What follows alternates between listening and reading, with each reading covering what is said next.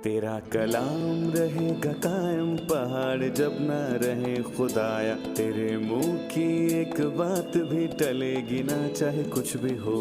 तेरी मान दिए है जिंदा सोने से भी कीमती, मेरा दिल ये दे गवाही है ये किताब अजीम।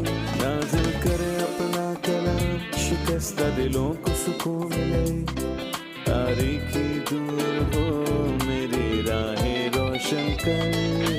दिल अपना कलाम कसरत से ए खुदा बदल दे, रिहाई दे कसरत से फल में लाओ। कलाम रहेगा कायम पहाड़ जब न रहे खुदाया, तेरे मुंह की एक बात भी टलेगी ना चाहे कुछ भी हो। अजीज नाजरीन, मैं अयाद ज़रीफ आप सब देखने वालों को हमारे रोज़ के बाइबली मुतालिया प्रोग्राम की इस नई किस्त में खुशामदीद कहता हूँ। इस मुताले में हम बाइबल मुकद्दस की तमाम किताबों यानी पैदाइश से मुकाशफा तक का तफसीली मुतालिया हर सोमवार से जुम्मा तक रोज़ाना की बुनियाद पर पेश करते हैं। अब तक हम अपने मुताले में खरूज की किताब, जो बाइबल मुकद्दस की दूसरी किताब है, उसके 20वें बाब पर पहुँच चुके हैं। गुज़िश्ता किस्त में हमने 19वें बाब का मुतालिया पेश किया था, जिसमें आपने देखा कि खुदा की कौम एक नए मरहले में दाखिल हुई थी और ये उस कौम की तारीख में एक नया मरहला था।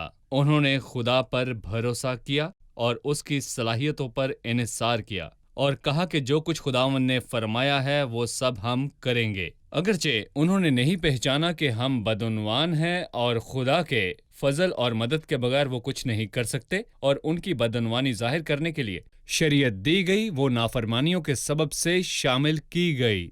और आज के मुताले में हम 20वें बाब में से 10 अहकाम के बारे में से जानेंगे और उनमें से हर हुक्म पर तफसीली बात करेंगे और जानेंगे कि हर हुक्म का मतलब क्या है, और ये भी जानेंगे कि खुदा उन हुक्मों से अपनी कौम से क्या चाहता है। लेकिन प्रोग्राम का बाकायदा आगाज करने से पहले मैं स्टूडियो में मौजूद खुदा के खादिम भाई यूसुफ को खुशामदीद कहूंगा। बहुत शुक्रिया भाई। साथ ही स्टूडियो में मौजूद दीगर मेहमानों को भी खुशामदीद। भाई यूसुफ, मैं 20वें बाब का उन्वान जानना चाहूंगा। ये बाब वाज़े तौर पर 10 अहकामों के बारे में बात कर रहा है। लोगों ने पूछा, हम वो सब कुछ करेंगे जो खुदा हमें कह रहा है, और यहाँ खुदा इस्राएल से बात कर रहा है। हम यहाँ गौर करते हैं कि यहाँ पर मूसा नहीं, जो खुदा का कलाम लोगों तक पहुँचाए और लोग उसे सुने, बल्कि खुदा यहाँ पर उनसे बराह रास्त बात कर रहा है। और आखिर में हम एक तस्वीर को देखते हैं कि खुदा के पास कैसे जाया जाए और उसके सामने कुर्बानी कैसे पेश की जाए। ये हमें मज़बा के बारे में कुछ तफसीलात बयान करता है जो खुदा के लिए बनाया गया था। सही। लिहाजा इस बाब का अहम उन्वान 10 अहकाम ही है जी, और अहकाम का लफ्ज़ बाइबल में बहुत दफ़ा मिलता है। सही और फिर हम 21वें बाब में पढ़ेंगे, मसलन ये कहता है ये असूल हैं। सही।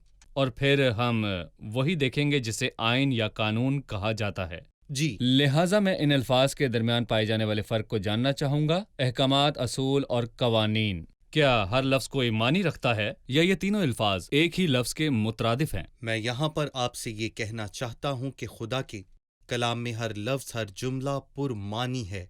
कोई लफ्ज़ दूसरे की जगह नहीं ले सकता।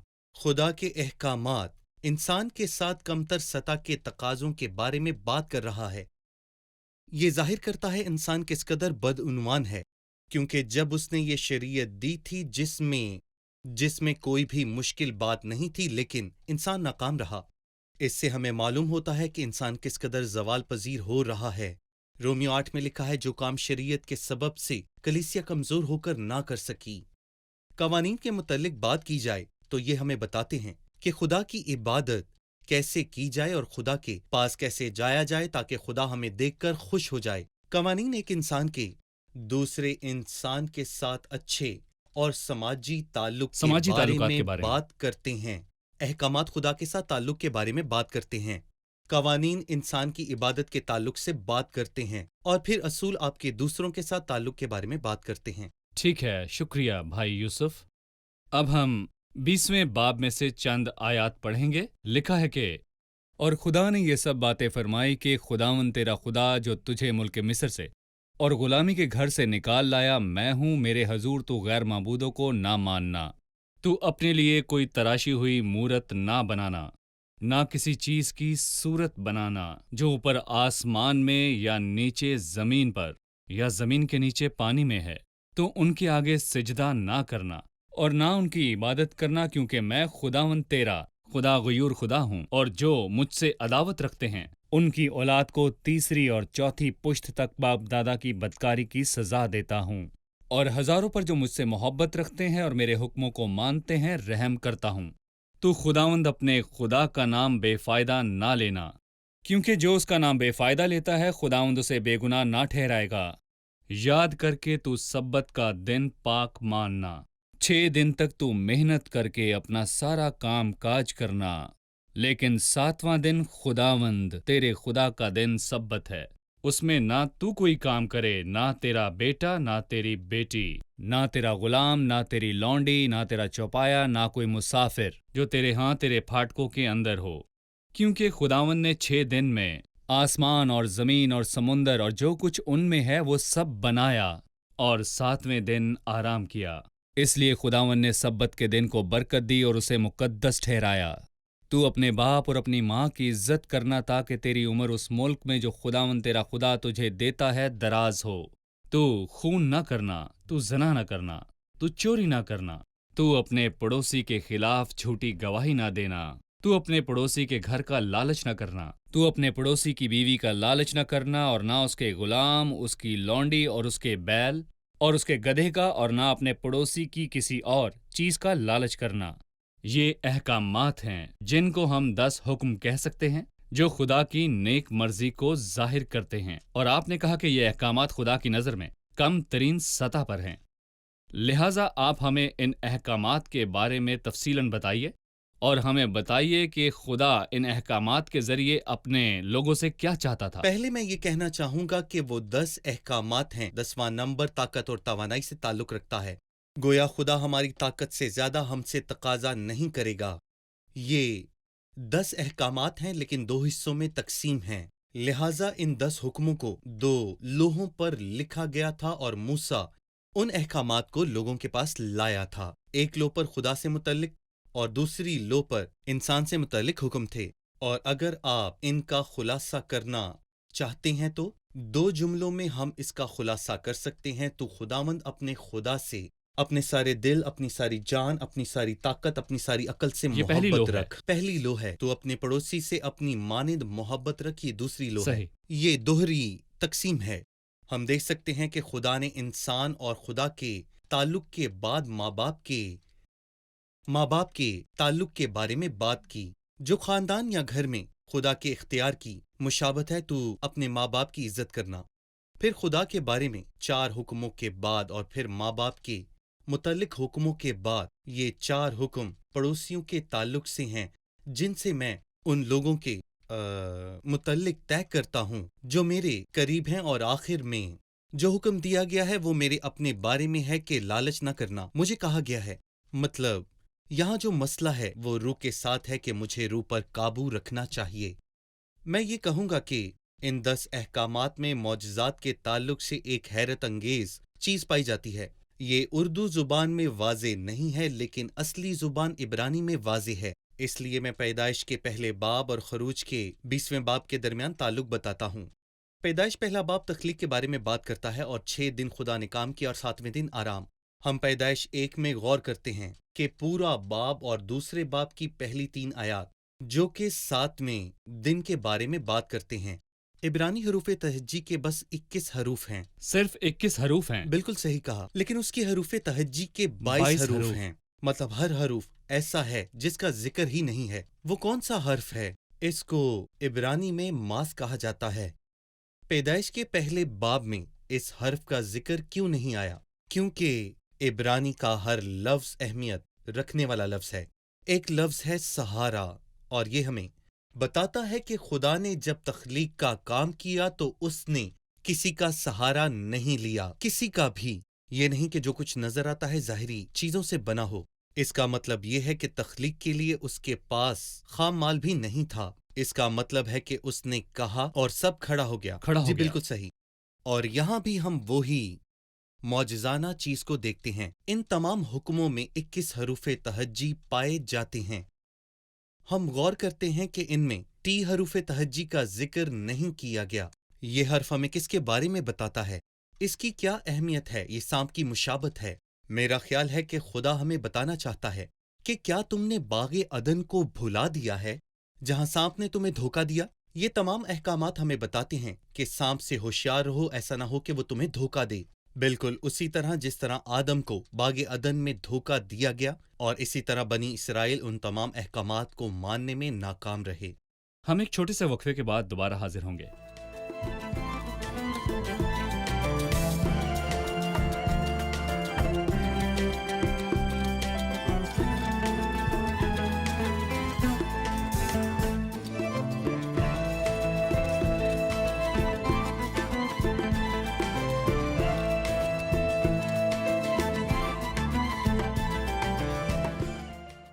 آیت 2 یہ کہتی ہے، خداوند تیرا خدا جو تجھے ملک مصر سے اور غلامی کے گھر سے نکال لایا وہ میں ہوں۔ وہ انہیں کیوں ملک مصر اور غلامی کا گھر یاد دلاتا ہے؟ اس نے انہیں ان معجزات کی یاد کیوں نہیں دلائی جو اس نے ان کے ساتھ کیے؟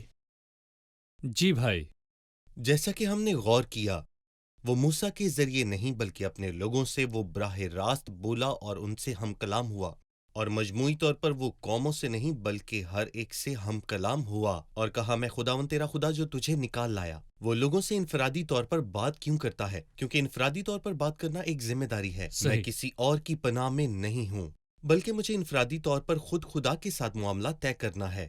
یہاں پر خداوند اس سے پہلے کہ ان سے کوئی تقاضا کرے انہیں کچھ یاد دلانا چاہتا ہے، وہ بڑا کام جو اس نے ان کے لیے کیا۔ وہ ہمیشہ ہمارا خداوند ہے، اور میں کبھی بھی وہ نہیں ہو سکتا جو پہلے اپنے خداوند کو دیتا ہے، کیونکہ ساری چیزیں اسی کے ذریعے اور وسیلے ہیں۔ خداوند نے مجھے سخت غلامی سے آزاد کیا ہے، اس لیے یہ اس کا حق ہے کہ وہ مجھ سے پوچھے۔ اس لیے وہ کہتا ہے میں خداوند تیرا خدا جو ملک مصر سے اور غلامی کے گھر سے تجھے نکال لایا میں ہوں، اس لیے تو میرے حضور غیر معبودوں کو ہرگز نہ ماننا۔ صحیح، بہت شکریہ بھائی۔ خداوند تیرا خدا جو تجھے ملک مصر سے اور غلامی کے گھر سے نکال لایا میں ہوں، میرے حضور تو غیر معبودوں کو نہ ماننا۔ اور جیسے کہ وہ ان کا خدا ہے، لہٰذا اور کوئی خدا نہیں، اور یہ خدا کی وحدانیت کی طرف اشارہ ہے۔ یہ جاننا بہت اہم ہے کہ اسرائیل خدا کی وحدانیت پر پورا یقین رکھتے تھے، اور استثنا 6:4 سب کو یاد دلانے کے لیے کافی ہوگا۔ سن اے اسرائیل، خداوند ہمارا خدا ایک ہی خداوند ہے۔ یہاں وہ یہ نہیں کہتا کہ بہت سے دیوتا یا بہت سے خداوند تمہیں نکال لائے، بلکہ وہ کہتا ہے کہ میں واحد خداوند تمہارا خدا جو تمہیں نکال لایا ہوں۔ ہم اکثر سنتے ہیں کہ انسان پرانے وقتوں میں بہت سے خداؤں پر یقین رکھتا تھا، اس کے بعد بت پرستی، جی، اور پھر توحید پر یقین رکھنے کی طرف آیا۔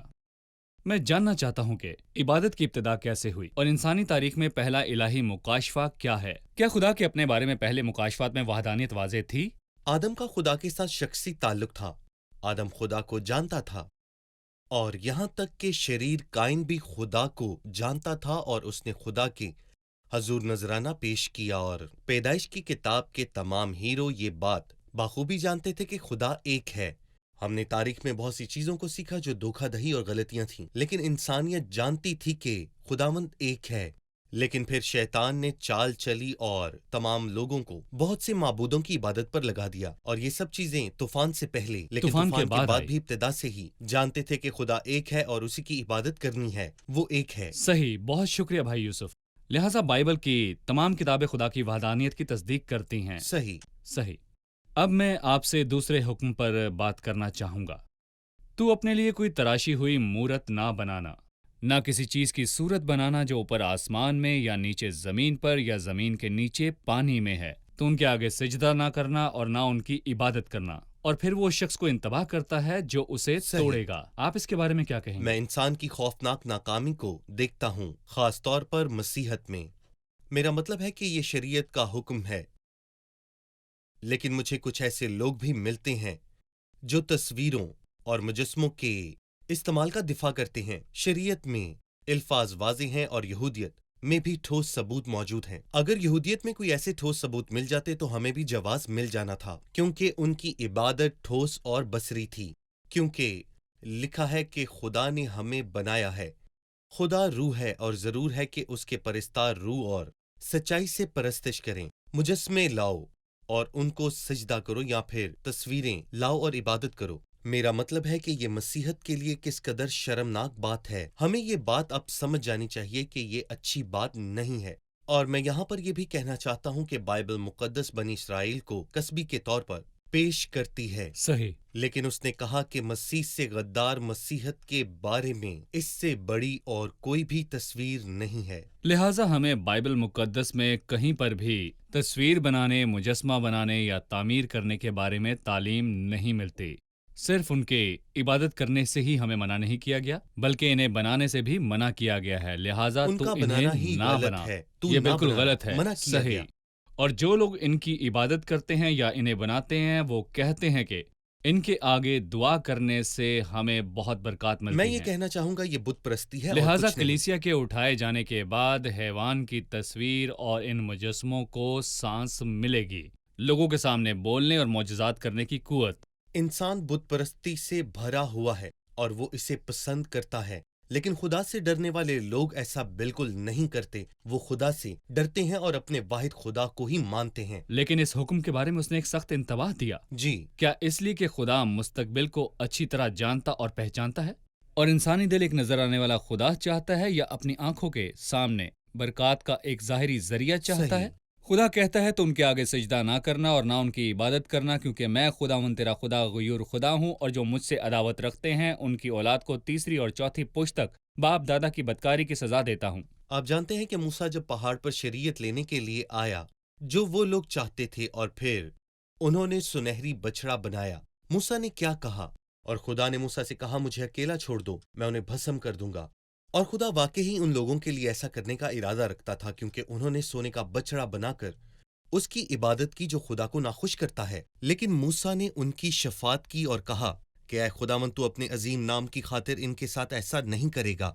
میں نہیں چاہتا کہ میرا نام ہمیشہ کے لیے رہے، بلکہ میں یہ چاہتا ہوں کہ تیرا نام ابد تک اور ہمیشہ قائم رہے۔ اور آپ کو حزقیہ بادشاہ جو خدا پرست تھا وہ یاد ہوگا، جب اس نے پیتل کے سانپ کو ٹکڑوں میں توڑا تھا جسے خدا صحیح، کے بندے موسیٰ صحیح۔ نے بنایا تھا۔ ان لوگوں کے لیے جو ہمیشہ بت پرستی کی طرف مائل تھے، وہ پیتل کے سانپ کی پرستش کرتے تھے، جو ان لوگوں کے لیے نجات کا ایک طریقہ تھا، لیکن خدا ناخوش تھا۔ صحیح۔ اب ہم تیسرے حکم پر بات کرتے ہیں، تو خداوند اپنے خدا کا نام بے فائدہ نہ لینا۔ آپ اس پر کیا کہیں گے؟ خاص طور پر تو قسم نہ کھانا۔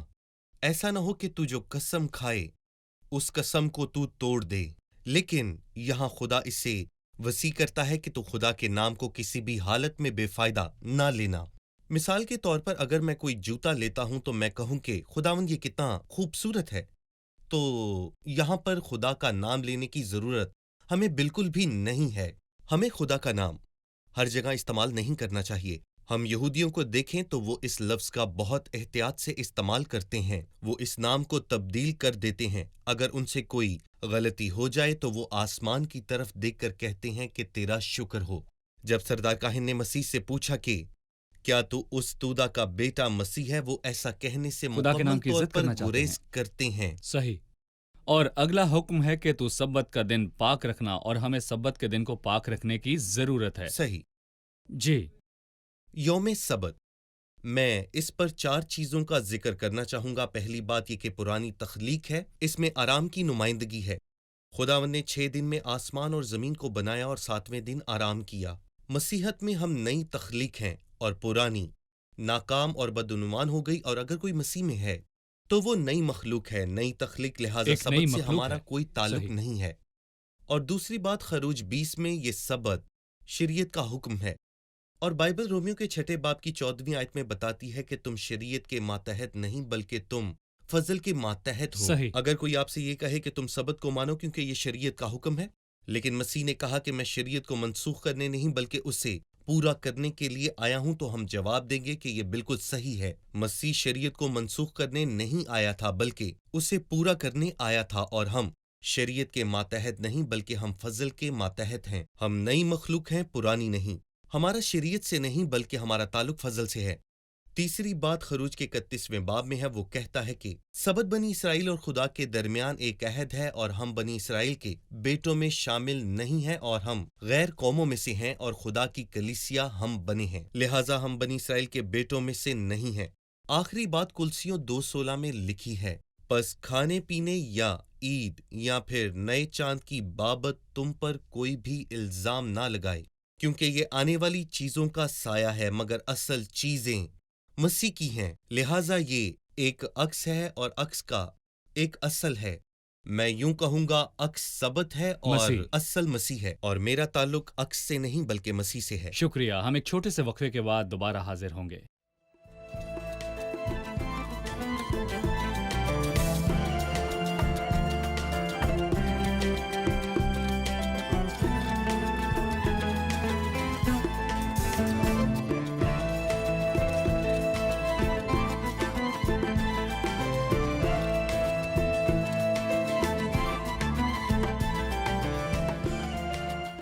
تو اپنے باپ اور اپنی ماں کی عزت کرنا تاکہ تیری عمر اس ملک میں جو خداوند تیرا خدا تجھے دیتا ہے دراز ہو۔ اس کا کیا مطلب ہے کہ اس ملک میں تیری عمر دراز ہو؟ جی بھائی۔ یقیناً وہ لمبی عمر پائے گا جو ماں باپ کی عزت کرتے ہیں۔ خدا کا وعدہ ان سے ہے، خداوند عمر کا وعدہ کرتا ہے، اور جب آپ اپنے ماں باپ کی عزت کرتے ہیں تو خدا آپ کی عمر دراز کرتا ہے۔ اور پالوس افسیوں سے بھی کہتا ہے، وہ کہتا ہے کہ وعدے پہلا کے حکم وعدے کے ساتھ ہے تاکہ تیری عمر دراز ہو۔ اور خروج 20 میں زبردست بات لکھی ہے، ماں باپ کی عزت اور احترام کرنا لمبی عمر سے وابستہ ہے، اور باب 21 میں ماں باپ پر لعنت کرنا موت سے وابستہ ہے۔ اور یہ کہتا ہے، اور جو کوئی اپنے باپ یا ماں پر لعنت کرے گا وہ قطعی مار ڈالا جائے۔ اور ہم داؤد اور ابیسلوم کی کہانی جانتے ہیں، اگرچہ کہ داؤد نے فوجی رہنماؤں سے اس نافرمان اور باغی نوجوان ابیسلوم کے لیے رحم کی اپیل کی تھی، لیکن وہ ایک خوفناک موت سے مرا۔ میرا مطلب ہے کہ یہ داؤد کی مرضی بالکل بھی نہیں تھی، بلکہ اس کے برعکس وہ اس کی مرضی کے خلاف تھا، کیونکہ یہ خدا کی عدالت ہے۔ صحیح۔ اگلا حکم کہتا ہے تو خون نہ کرنا۔ جی، تو خون نہ کرنا، چھوٹا سا جملہ، لیکن یہ خدا کی طرف سے حکم ہے۔ آپ اس کے بارے میں کیا کہیں گے؟ میں ایک طرف انسان کی بدعنوانی کو دیکھتا ہوں۔ اگر کوئی کسی سے متفق نہیں ہوتا تو وہ اسے مار سکتا ہے، لیکن میں یہاں پر یہ کہنا چاہوں گا کہ آج کل کے دور کے حساب سے لوگ کسی کو بھی برداشت نہیں کرتے، وہ لوگ کمزور ہیں، اور یہ خدا کے مزاج کے خلاف ایک بھاری گناہ ہے۔ در حقیقت یہ انسانی دل کی بدعنوانی کو بڑے واضح طور پر ظاہر کرتا ہے۔ اور دوسری طرف ہم مسیح کی تعلیم کو دیکھتے ہیں، تو خون نہ کرنا، بلکہ اپنے بھائی سے بغیر کسی وجہ کے تو ناراض نہ ہونا۔ اس کی تعلیم شاندار تعلیم ہے، عظیم تعلیم ہے۔ پہاڑی واز میں کس قدر صحیح۔ خوبصورت تعلیم پائی جاتی ہے۔ جی صحیح۔ تاریخ میں پہلا خون قائن نے کیا جو اپنے بھائی کو مار ڈالتا ہے، جیسے کوئی خدا کو تخت سے دور کر دے اور خدا کے بجائے خود کو تخت پر بٹھا کر زندگی اور موت دے، لیکن خدا ہی ہے جو زندگی اور موت دیتا ہے۔ تو خون نہ کرنا۔ اگلا حکم، تو زنا نہ کرنا۔ یہ بھی ایک چھوٹا سا فقرہ ہے، لیکن میں جب بھی اسے پڑھتا ہوں میں کانپ جاتا ہوں۔ درست، میرا مطلب ہے زنا ایک اخلاقی قتل ہے۔ اگر آپ نے کسی کے ساتھ زبردستی کی ہے تو آپ نے اس کے ساتھ زیادتی کی ہے، اس کی روح کو تباہ کر کے رکھ دیا، لہٰذا یہ حقیقی قتل ممنوع ہے۔ لیکن اخلاقی قتل کے بارے میں آپ کا کیا خیال ہے؟ اب مسیح کی تعلیم کو ہم دیکھتے ہیں کہ مسیح اس طرح کی تعلیم نہیں دیتا۔ پرانے عہد نامے میں یہ ایک خوفناک گناہ تھا اور زناکار بغیر کسی رعایت کے مارا جاتا، لیکن مسیح نے کہا کہ جس کسی نے بری خواہش سے عورت پر نگاہ کی اس نے گناہ کیا، لہٰذا ہمیں مسیح سے مانگنے کی صحیح۔ ضرورت ہے کہ وہ ہمارے دل کو نیا کر دے، ہمیں ایک خاص دل دے جس میں پیار اور ہمدردی ہو۔ تو چوری نہ کرنا۔ جی، آپ کیا کہیں گے؟ انسان کا لالچ، مطلب انسان کے پاس جو کچھ ہے وہ اس سے بالکل بھی مطمئن نہیں ہے۔ مطلب یہ کہ انسان اگر غریب ہو تو ہی چور نہیں ہوتا، بلکہ آج کل تو امیر بھی چور ہیں جو ارب پتی لوگ ہیں۔ صحیح۔ عدم اطمینان اور لالچ۔ صحیح۔ تو اپنے پڑوسی کے خلاف جھوٹی گواہی نہ دینا۔ اس حکم کے بارے میں آپ کیا کہیں گے؟ میں اس میں زمانوں کے المیہ کو دیکھتا ہوں۔ جب قاضی جھوٹی گواہیوں سے دھوکہ نہیں کھاتے تھے، یہ مسیح کی ایک عظیم عدالت ہے۔ انہوں نے جھوٹے گواہوں کو ترجیح دی۔ واہ، کیا المیہ پیش کیا ہے! انہوں نے مسیح کے خلاف جھوٹی گواہی مانگی، قوم کے رہنما جو کاہنوں کا لباس پہنے ہوئے تھے، اور انہوں نے جھوٹے لوگوں کو بلوایا۔ انہوں نے باہر کے سادہ لوگوں کو دھوکہ دیا۔ بے شک ہم جانتے ہیں کہ انسان کون ہے، اور ہم خدا کے فضل میں رہتے ہوئے کسی کو دھوکہ نہیں دے سکتے۔ صحیح۔ اب ہمیں اپنے بھائیوں کے ساتھ کسی کی عدم موجودگی میں جھوٹ بولنے اور جھوٹ پھیلانے میں حصہ لینے کی صحیح۔ ضرورت نہیں، جی، کیونکہ بائبل کہتی ہے کہ تو اپنے پڑوسی کے خلاف جھوٹی گواہی نہ دینا، اور ہمیں اپنے پاس آنے والی خبروں کی یقین دہانی کرنی ہوگی، لہٰذا تو جھوٹی گواہی نہ پھیلانا۔ کچھ لوگ سمجھتے ہیں کہ خدا کے خلاف بات کرنا ہی کفر نہیں، لیکن جب ہم بائبل کو پڑھتے ہیں تو ہمیں پتہ چلتا ہے کہ خدا کے خلاف بری بات کرنا یا پھر لوگوں کے خلاف بری بات کرنا، یہ دونوں ہی کفر میں شامل ہوتے ہیں۔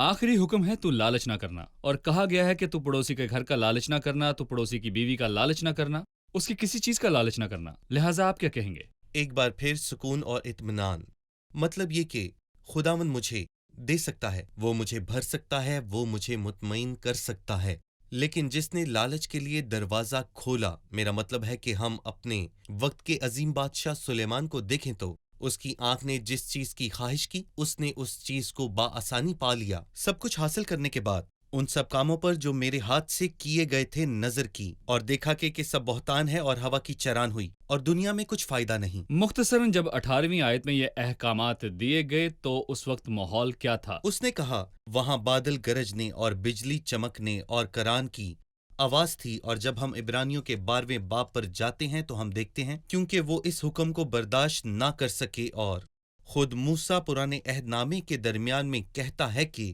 میں نہایت ڈرتا اور کانپتا ہوں۔ ہم خدا کا کتنا شکریہ ادا کرتے ہیں کہ ہم فضل کے وقت میں ہیں جس میں امن، سلامتی اور سکون ہے۔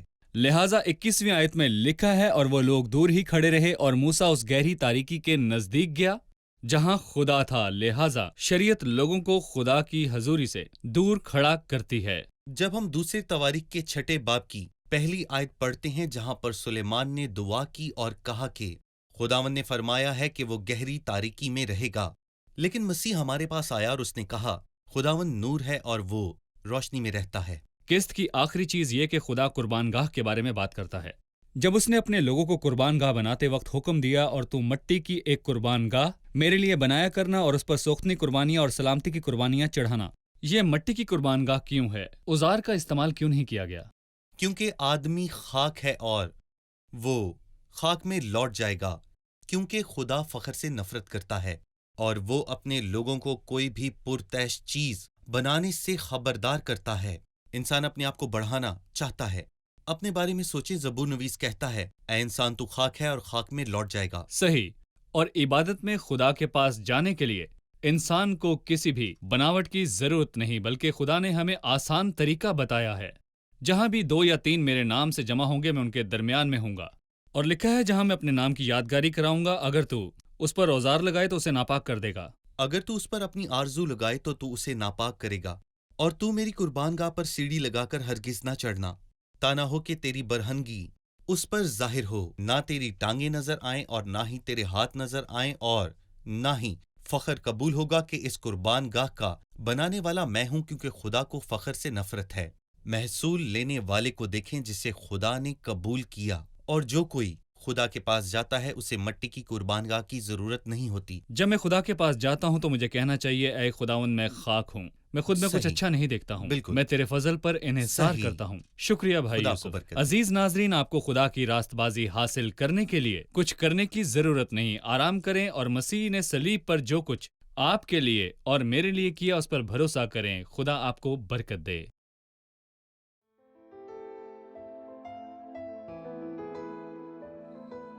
تیرا کلام رہے گا قائم، پہاڑ جب نہ رہے خدایا، تیرے منہ کی ایک بات بھی ٹلے گی نہ چاہے کچھ بھی ہو۔ تیری مانند یہ ہے زندہ سونے سے بھی قیمتی، میرا دل یہ دے گواہی ہے یہ کتاب عظیم، نازل کرے اپنا کلام، شکستہ دلوں کو سکون ملے، تاریکی دور ہو میری راہیں روشن کر، دل اپنا کلام کثرت سے اے خدا بدل دے، رہائی دے کثرت سے پھل ملاؤ۔ کلام رہے گا قائم، پہاڑ جب نہ رہے خدایا، تیرے منہ کی ایک بات بھی ٹلے گی نہ چاہے کچھ بھی ہو۔